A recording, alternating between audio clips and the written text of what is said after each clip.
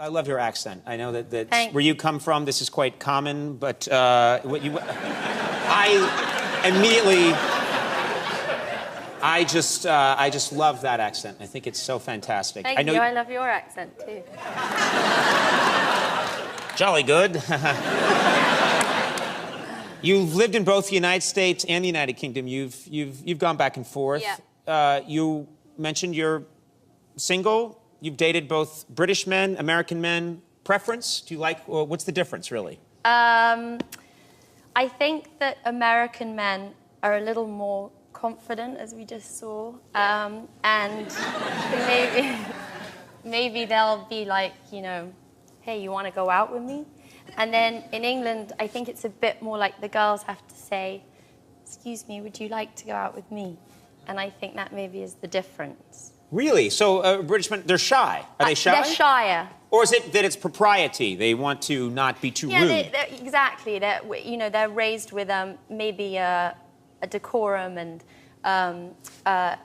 but it's not good in dating. It's nice to have a confidence. You want a man to... This is what...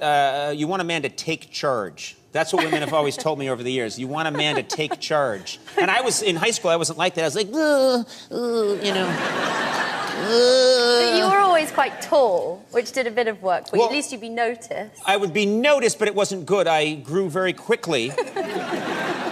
I grew like 3 feet in a year. Well, that's awkward. And I couldn't catch up. The weight wouldn't catch up for a long time. So you were very thin. I was not just thin, I was like a circus act. Did you get bullied? Bullied? Did I get bullied? Yeah. Yes, I did get bullied. What was that? My parents were cruel to me. I'm sorry. Other children were very kind. Oh, okay, good. My parents were like, look at him, he's a freak.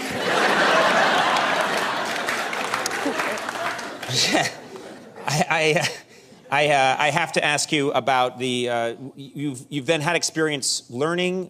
When you lived in this country, did your accent start to go away? I was curious about that. Yeah, because I lived here when I was very young, and from the ages of 9 to 12 or 13, and I spoke like this. And there is a slight, I mean, we are kind of divided by a common language, because apart from the fact that we spell words differently, we also pronounce words differently.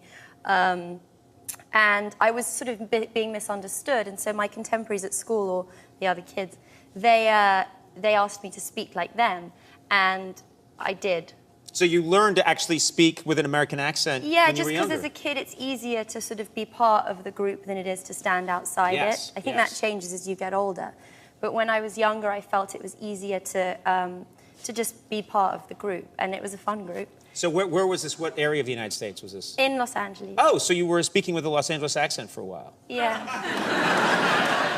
So what stuff were you doing? Can you give me an idea of just, was your whole... So just like you just talk like that instead of talking like me?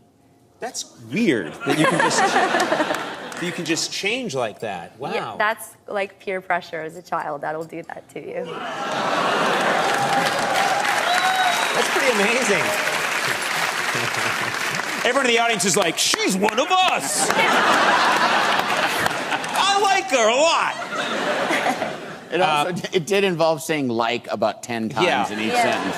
It's a helpful word, like. Yes. It is. It's sort of, especially in California. Vocalizes the comma. Yeah. When you have nothing to say, people out here just say like. You know, like. And I think it's where you know, comma, like. When I went to the bathroom, like, comma, right? Wait, let's do that again in American, and then maybe you'll be on my side. Okay. You know, like, when I went to the bathroom, like. Am I one of you now? This is every other interview I do on this show. You don't have to explain that to me.